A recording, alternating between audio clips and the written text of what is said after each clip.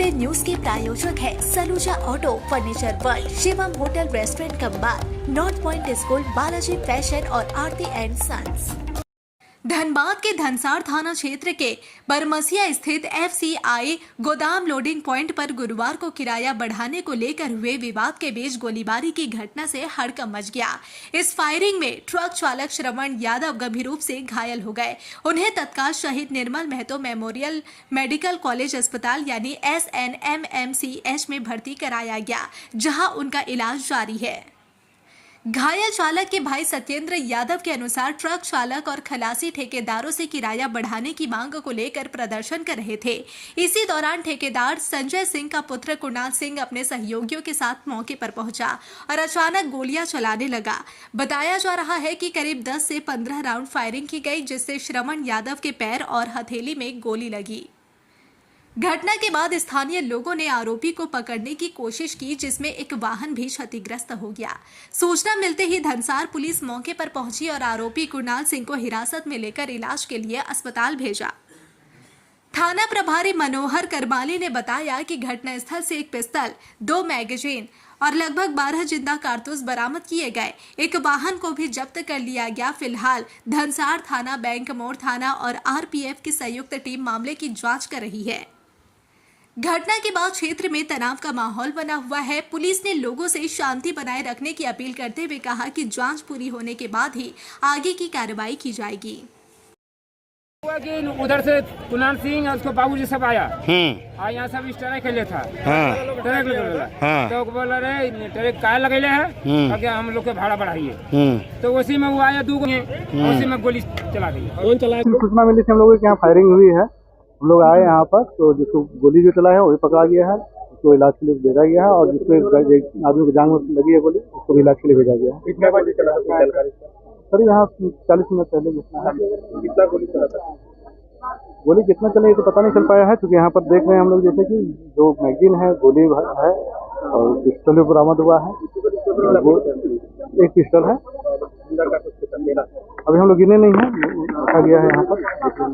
अभी और भी यहाँ खोजबीन चल रही है, जांच चल रही है, देखा जा रहा है कितने और हो सकते हैं।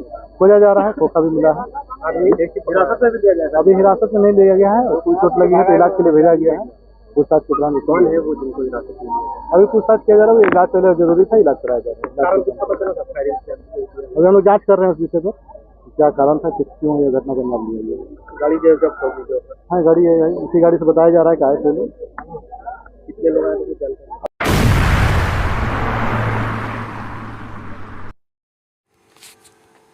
रूपनारायणपुर में चोरी की घटनाएं लगातार बढ़ती जा रही है। पुलिस गश्त, CCTV कैमरा और चौकीदार सब कुछ कागजों में मौजूद है, लेकिन चोर प्रशासन को आंखों में धूल झोंककर एक के बाद एक घरों को आसानी से निशाना बना रहे हैं। पिछले 20 दिनों में इलाके में 5 बड़ी चोरी की वारदातें हो चुकी है। ताजा मामला सेवानिवृत्त कर्मचारी सुभाषिष तिवारी के घर की है। वे पत्नी के साथ एक रात के लिए रिश्तेदार के घर गए थे और लौटकर देखा कि घर का ताला टूटा हुआ है, कमरा अस्त व्यस्त पड़ा है, सोना, नकदी और कपड़े सब गायब है। यह घटना एक बार फिर पूरे प्रशासनिक तंत्र पर सवाल खड़े कर रही है। चोरों को कैसे पता चल जाता है कि कौन सा घर खाली है? इलाके में तथाकथित चौकीदार होने के बावजूद चोरी क्यों हो रही है? स्थानीय पंचायत सदस्य राणा महतो ने कहा कि चोरों को निश्चित रूप से इलाके के ही किसी व्यक्ति से जानकारी मिल रही है। पुलिस को जांच करनी चाहिए। दरअसल इस घटना ने एक बार फिर प्रशासनिक कमजोरी को उजागर किया है। रूपनारायणपुर अब छोटा गांव नहीं रहा। यहाँ 21 बूथों में फैली बड़ी आबादी है, लेकिन थाने में पुलिस बल और गश्त का स्तर अब भी पहले जैसा ही है। चोरी की वारदात के बाद पुलिस की औपचारिक मौजूदगी कुछ दिनों तक रहती है और फिर अब सामान्य हो जाता है। CC कैमरे लगाए जाएंगे, यह वादा अब बस एक पुराने रिकॉर्ड की तरह बार बार दोहराया जा रहा है, जबकि इलाके के कई हिस्से अब भी कैमरे की निगरानी से बाहर है। तृणमूल नेता भोला सिंह ने मौके पर पहुंचकर सख्त कार्रवाई की मांग की, लेकिन स्थानीय लोगों का सवाल है कि कड़ी कार्रवाई कब होगी। अगली चोरी के बाद लोगों का आक्रोश चरम पर है। उनका आरोप है कि पुलिस इन घटनाओं को महज एक रूटीन प्रशासनिक प्रक्रिया की तरह देख रही है, कोई स्थायी समाधान नहीं निकाल रही। सूत्रों के अनुसार कुछ साल पहले इस इलाके में स्थायी आबादी नहीं थी, धीरे धीरे यहाँ बसावट हुई। अब सवाल उठ रहा है कि क्या प्रशासन के पास हर परिवार और घर का पूरा रिकॉर्ड मौजूद है। स्थानीय लोगों का कहना है कि अगर प्रशासन के पास सही जनगणना और पहचान का डेटा होता तो अपराध रोकना शायद आसान होता। जानकारों के अनुसार चोरों का गिरोह आसनसोल के आसपास के इलाकों से संगठित तरीके से यहां आ रहा है और कुछ स्थानीय असामाजिक तत्व उनकी मदद कर रहे हैं। लेकिन बड़ा सवाल यह है कि पुलिस अब तक इस संगठित अपराध गिरोह के खिलाफ ठोस अभियान क्यों नहीं चला पाई। रूपनारायणपुर के लोगों की रात की नींद अब डर में तब्दील हो गई है। घरों में ताला लगाने से पहले लोग सोचते हैं, क्या सुबह तक यह ताला सही सलामत रहेगा। लगातार हो रही चोरी और प्रशासन की चुप्पी अब चोरों के हौसले बढ़ा रही है और आम लोगों के दिलों में भय बसा रही है। रूपनारायणपुर में अब एक ही सवाल गूंज रहा है, चोर ज्यादा चालाक है या प्रशासन वाकई अक्षम। বলছি যে আমি বাপের বাড়ি গেছিলাম, আমার বাপের বাড়িতে বিষ্ণু সেবা, তো তাই আমি একটু পুজোতে গেছিলাম, এক রাতের জন্য গেছিলাম। বাস এর মধ্যেই সকালে আমার কাছে মানে ফোন যায় যে আমার বাড়িতে চুরি হয়ে গেছে। কি চুরি হয়েছে? ওই সোনা, দামি কাপড়, টাকাটা মেন গেছে, সোনা গেছে ওই 50 গ্রাম মতো, আর দামি শাড়ি পুজোর সময় এসেছিলাম, কিছু তো নেই, সব আলমারি খালি। কিছু দেখুন আমার আলমারি পুরো খালি আছে, আপনারা পুরো চেক করতে পারেন, একটা শাড়ি বার করতে পারবেন না। আমি কলকাতা থেকে পুরো আমি সব বাজার করে নিয়ে এসেছি, আমার একটা কোনো দামি শাড়ি নেই, কিচ্ছু নেই। आसनसोल नगर निगम के वार्ड नंबर 9 के अंतर्गत आने वाले चंदा गांव में गुरुवार को लंबे समय से जारी जल संकट को लेकर ग्रामीणों ने जामोरिया चंदा मार्ग को अवरुद्ध कर विरोध प्रदर्शन किया। ग्रामीणों का आरोप है कि पिछले 20 दिनों से पानी की सप्लाई पूरी तरह बंद है, जिससे इलाके में गंभीर जल संकट उत्पन्न हो गया है। पानी की समस्या से परेशान लोगों ने सड़क पर उतरकर घंटों तक जाम लगाकर प्रशासन के खिलाफ नारेबाजी की। सूचना मिलने पर वार्ड संख्या 9 की पार्षद बैशाखी बावरी मौके पर पहुंची, लेकिन आक्रोशित ग्रामीणों ने उन्हें भी घेर लिया और जल आपूर्ति बहाल करने की मांग पर अड़े रहे। बाद में पुलिस प्रशासन के हस्तक्षेप के बाद स्थिति पर काबू पाया गया और लोगों को समझा बुझाकर जाम हटवाया गया। पार्षद बैसाखी बावरी ने ग्रामीणों को आश्वासन दिया कि जल्द ही नियमित जलापूर्ति शुरू की जाएगी। ग्रामीणों ने चेतावनी दी है कि यदि समस्या का समाधान शीघ्र नहीं हुआ तो वे एक बार फिर सड़क पर उतरने को मजबूर होंगे।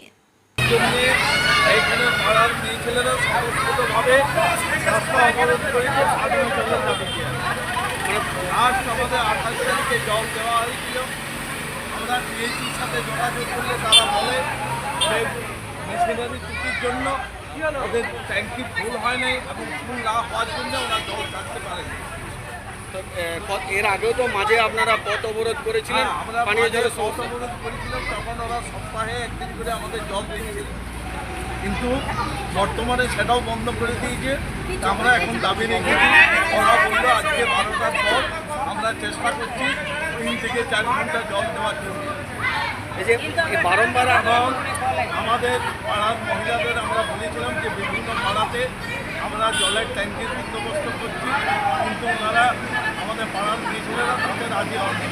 আমরা ট্যাঙ্কির জল আমরা এখন কি সমস্যার সমাধান?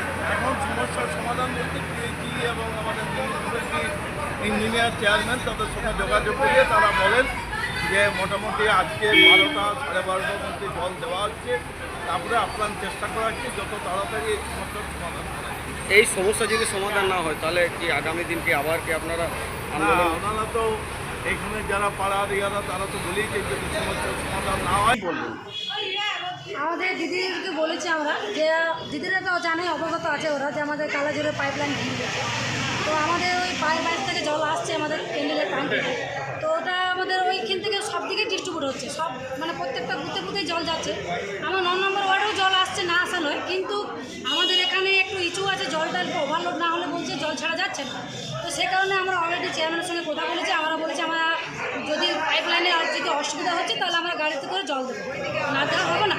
তো আমাদের দিদিদের বক্তব্য যে আমরা গাড়িতে করে জল নেব না। তো যাই হোক, আমার দিদিরা মেনেছে যে হ্যাঁ আমরা জল ছাড়ার জন্য অলরেডি আজকে যেমন 30 সঙ্গে আমরা কথা বলেছি যে বলেছে 12টার পর আমরা জল ছাড়ছি, না ছাড়া হবে না, ছাড়বে। আর আমাদের দিদিদেরকে আমরা বলেছি যে আমরা গাড়িতে করে জল দেবো। তো ওরা বলছে যে আমাদের ঝামেলা হবে না, ঝামেলা কোনো নেই, আমরা তো সঙ্গে আছি, পাশে আছি, সবসময় থাকবো, যদি কিছু অসুবিধা হয় আমাকে জানাও। আমাদের প্রত্যেকটা দিদিদের কাছে আমার নম্বর আছে, কিন্তু এরা ফোন করেনি। তারপর আমাকে কিছুক্ষণ পর ফোন করছে যে আমরা কত করছি। আমি তোমার আমাকে আগে জানাতে পারছি, যেহেতু আমরা মিটিং অলরেডি রেখেছি, আমরা মানে মিটিং আমরা অলরেডি বলেছি যে আমরা মিটিং করে বুথে বুথে আমরা জল পাঠাবো, না পাঠানো হবে না। কিন্তু যেহেতু এদের আজকে হাটের দিন আছে, এদেরকে পাওয়া যায় না, সে কারণে আজকে মিটিংটা পোস্টপোন করেছি। তো কালকে আমাদের মিটিং হবে আবার। মানে এটা কি স্থায়ী সমস্যা হবে না? হ্যাঁ, এটা তো স্থায়ী সমস্যা, কারণ আমাদের চাঁদার বাসিন্দারা এটা তো স্থায়ী লোক। জলের অস্থায়ী সমস্যা কি হবে না মিটবে? জলের স্থায়ী সমস্যা আমারও তো সমস্যা তো আছে। আপনারা তো জানেন যে কালাজিরা থেকে জল সেরকম আসছে না, আপনারা জানেন না জানেন। তো আমার জল অবস্থা মানে জল যে ছাড়বে সেটা একটু লেট হচ্ছে, কিন্তু জল ছাড়বে, না ছাড়া হবে না।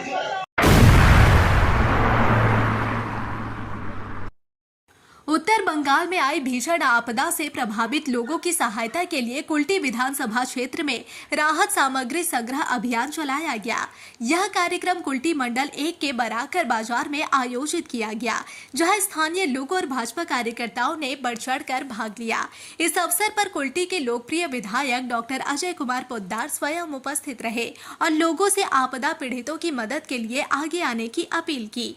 राहत सामग्री संग्रह में रमेश जालान, मंडल 1 अध्यक्ष संजू घोष, मंडल 2 अध्यक्ष मनमोहन राय, सिद्धार्थ चौहान, प्रेमदेव दास, अजीत बावरी, राजू यादव, सिद्धार्थ सिंह, परितोष गोप और विवेक सिंह समेत कई कार्यकर्ता उपस्थित रहे। विधायक डॉक्टर पोद्दार ने कहा कि उत्तर बंगाल के संकटग्रस्त परिवारों की सहायता करना मानवीय कर्तव्य है और भाजपा कार्यकर्ता हर संभव मदद के लिए तत्पर है।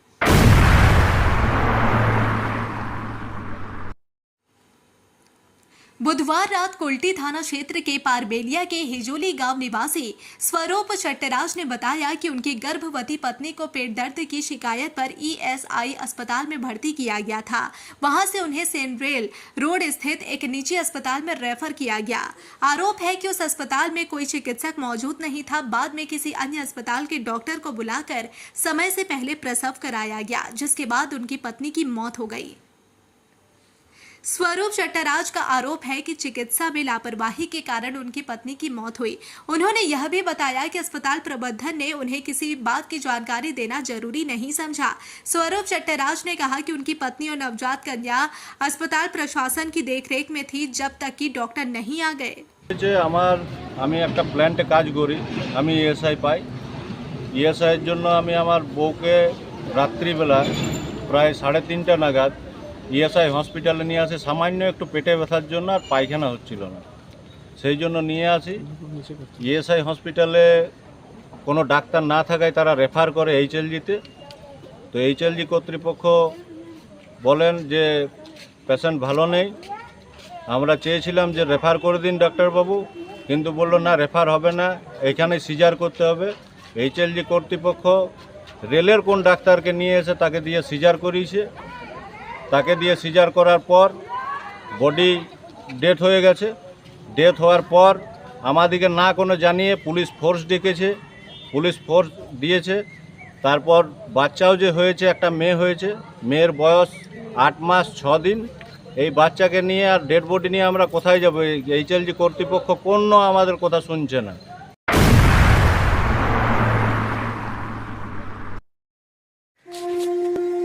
दुर्गा पूजा का त्योहार और फैशन में हो सबसे आगे। बॉयज, गर्ल्स, लेडीज, जेंट्स या फिर नन्हे मुन्ने बच्चे, हर किसी के लिए है बालाजी फैशन का धमाकेदार कलेक्शन।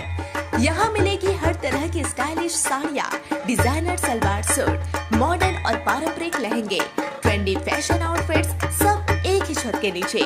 और सुनिए, दुर्गा पूजा की खास मौके पर ढेर सारे आकर्षक नए नए डिजाइन के साथ आपके हर त्योहार को बनाएंगे और भी खास। तो देर किस बात की, आज आइए बालाजी फैशन में, Asansol GT road opposite Subhash institute. Balaji fashion, हर घर की पहली पसंद, जहां फैशन और त्योहारों का जश्न मिलता है साथ साथ। संपर्क करें 034123000170, बालाजी फैशन, स्टाइल का नया नाम, हर त्योहार का असली रंग।